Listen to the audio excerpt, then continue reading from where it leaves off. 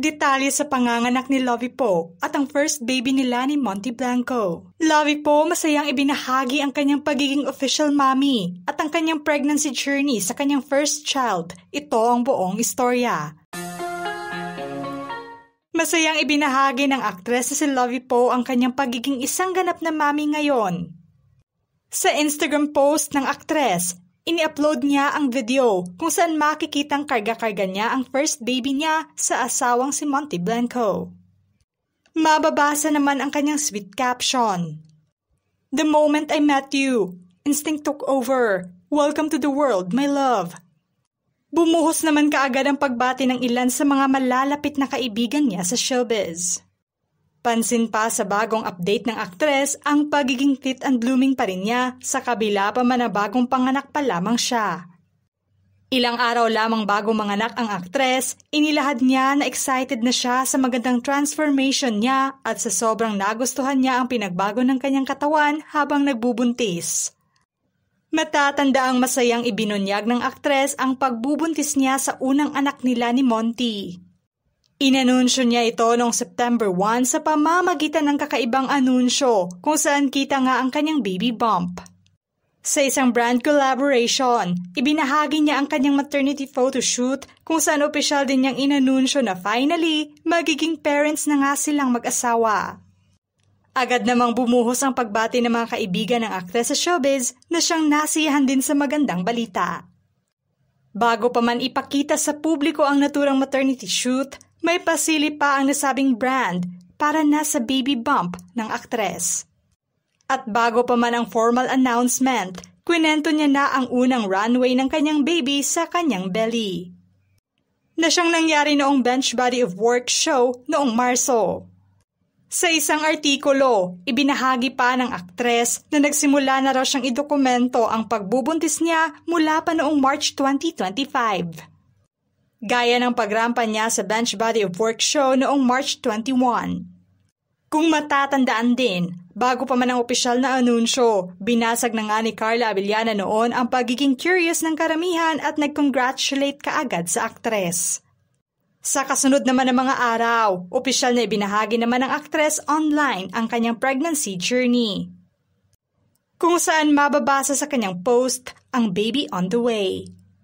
Kasagsagan ito noon ang pagiging abala niya sa ilang events at trabaho. Mababasa naman noon sa ilang caption ng post niya, "Still walking the runway, filming a movie, attending the ABS-CBN ball, shooting a summer campaign, participating in Panagbenga celebrations, and staying active through it all. This journey reminds me that being intentional with my energy matters just as much as chasing my passions." Noong buwan ng Hunyo, mas binigyang focus ng aktres ang kanyang pregnancy kaysa kanyang karera, ngunit binalansin niya pa rin ito. Kung saan napanatili pa rin niyang imentina ang kanyang pagiging isang fit. Pagdating naman ng buwan ng Agosto, mas klaro na nga ang kanyang baby bump. Sa mga update naman ng couple, ipinasilip nga nila ang celebration sa pagiging excited nila sa kanilang panganay. Pati ang kanilang mga pamilya ay nasasabik na rin na masilayan ang kanilang little one. Pinusuan nga ng mga netizens ang love story ng mag-asawa at pagiging pribado nila sa kanilang relasyon at buhay. Si Lovie at Monty ay unang ang napansin na magkarelasyon noong 2019. Dahil na sa kanilang mga Instagram post at pagsasama sa ibang bansa.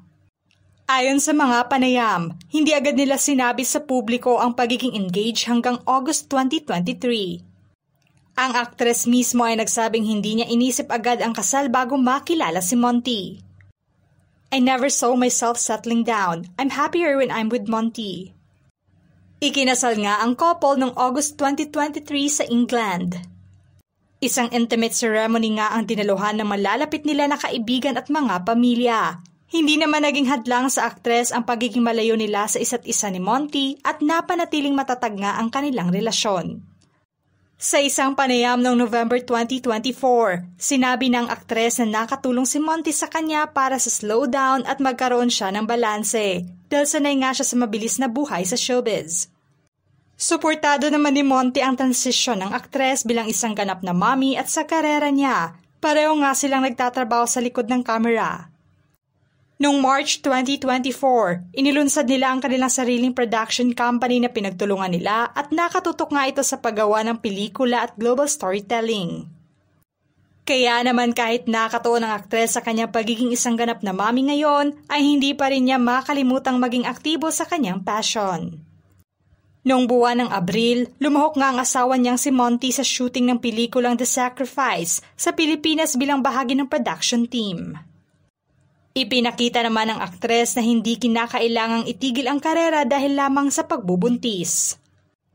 May paraan nga siya para pagsamahin ang motherhood at professional sa buhay.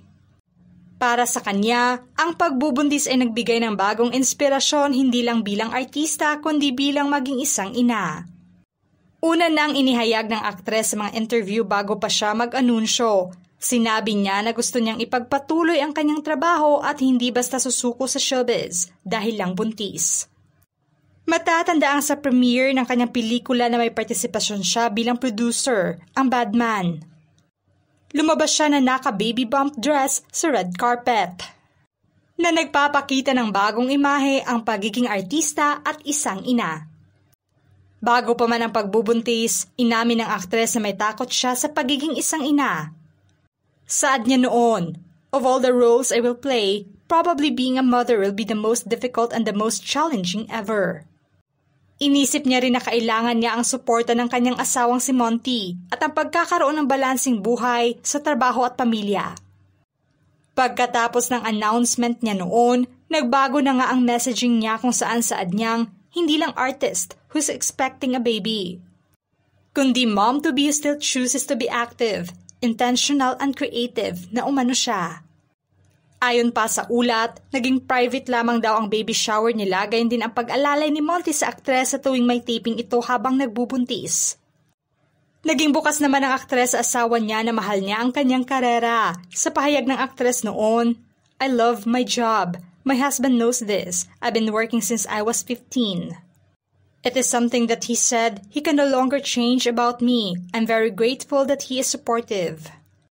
Sa ngayon, excited naman ang mga fans ng aktres na malaman ang gender ng baby nila at masilayan ang mukha nito sa publiko.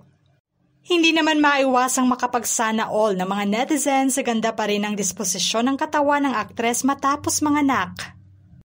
Nagustuhan naman nila ang pagiging private ng couple sa panganganak at pregnancy ng aktres, dahil mas makakabuti umano ito sa pagiging healthy ng kanilang baby. Hindi naman makapaghintay ang mga fans ng couple sa magiging new journey nila, lalo na at may panibagong dagdag na sa kanilang pamilya. Ano ang masasabi nyo sa panganganak ni Lovie Poe sa first baby nila ni Monty Blanco at pagiging ganap niya ng mami ngayon? Just comment below.